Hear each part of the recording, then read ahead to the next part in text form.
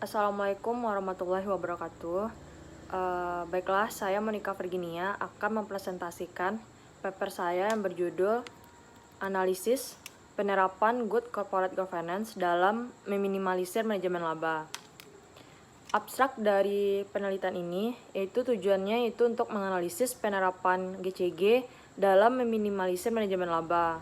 Metode penulisannya yaitu melalui kepustakaan dengan mencari sumber pada jurnal-jurnal online yang berkaitan dengan pembahasan pada paper ini.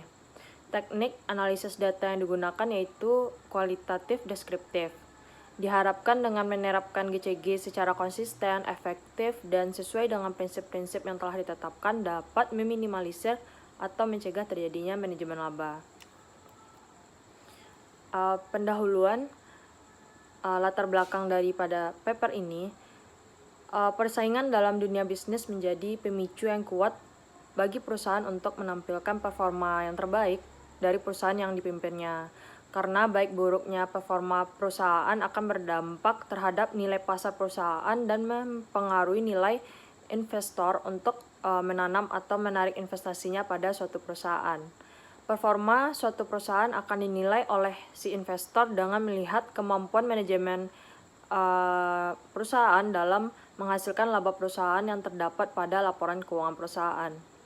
Dan salah satu bentuk kecurangan yang sering dilakukan oleh manajer dalam membuat laporan keuangan serta pelaporannya yaitu melakukan perubahan tingkat laba yang ada pada laporan keuangan yang disebut dengan praktek manajemen laba.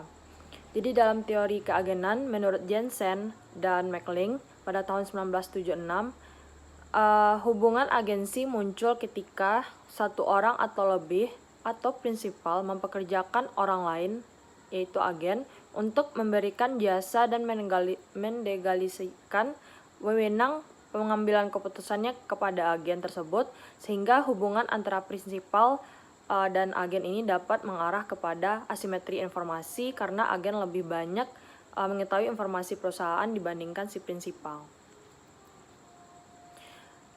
Dan beberapa fenomena manajemen laba yang menarik pada baru-baru ini yaitu adalah perusahaan jasa yaitu Garuda Indonesia yang melakukan manipulasi laporan keuangan pada tahun 2018 dan masalah ini akhirnya diketahui oleh publik pada tahun 2019 bulan April karena tidak hanya mampu menutupi kerugian tahun sebelumnya tetapi juga menghasilkan laba bersih sebesar 11,33 miliar. Untung yang didapatkan perusahaan tersebut merupakan hasil dari suatu polesan. Dan kejanggalan pada laporan keuangan ini dimulai dengan perolehan laba bersih pada tahun 2018 karena adanya perjanjian kerjasama dengan PT Mahata Aero Teknologi yang bernilai sebesar 3,41 triliun. Nah, perusahaan ini seharusnya mengalami kerugian jika tidak ada pencatatan perolehan pemasukan dari perjanjian tersebut. Menurut Sulianto, GCG ini adalah menjadi salah satu cara untuk mengurangi upaya rekayasa manajemen, yaitu dengan membuat peraturan tentang keharusan bagi perusahaan untuk mengungkapkan informasi-informasi tertentu secara wajib dan sukarela, dan upaya ini dilakukan untuk meningkatkan kualitas laporan keuangan yang dipublikasikan. Tujuan dari paper ini adalah untuk melihat bagaimana penerapan Good Corporate Governance ini dalam meminimalisir atau mencegah praktek manajemen laba. Selanjutnya itu tinjauan literatur. Yang pertama itu teori agensi. Jadi menurut Jensen dan McLean pada tahun 1976, teori keagenan adalah hubungan antara pihak agen atau manajemen dengan pemilik atau si prinsipal, dan hubungan antara agen dan prinsipal dalam melakukan tanggung jawab serta wewenangnya diatur dalam kontrak atau perjanjian jadi diatur dalam kontrak atau perjanjian kerja yang telah ditetapkan bersama dengan agen dan si prinsipal. Dan yang kedua itu Good Corporate Governance.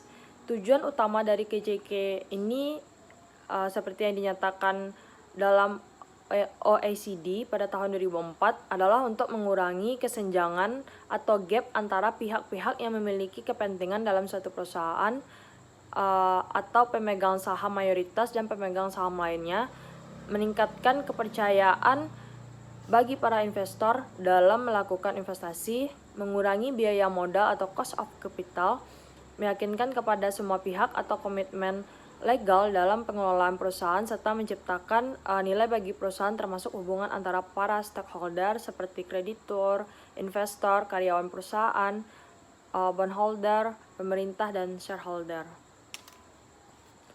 Selanjutnya manajemen laba.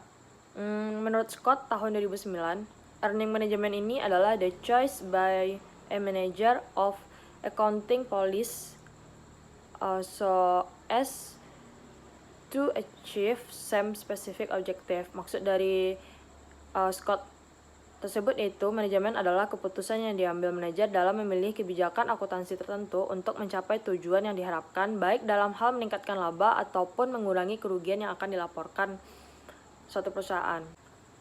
Selanjutnya, corporate governance dan manajemen laba.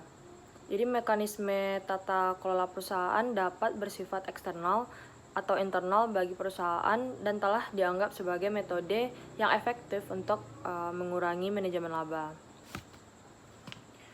Selanjutnya itu kesimpulan dari paper ini. GCG menjadi salah satu cara untuk meminimalisir upaya rekayasa manajemen, yaitu dengan membuat peraturan tentang keharusan bagi perusahaan untuk mengungkapkan informasi-informasi tertentu secara wajib dan sukarela, dan upaya ini dilakukan untuk meningkatkan kualitas laporan keuangan yang dipublikasikan.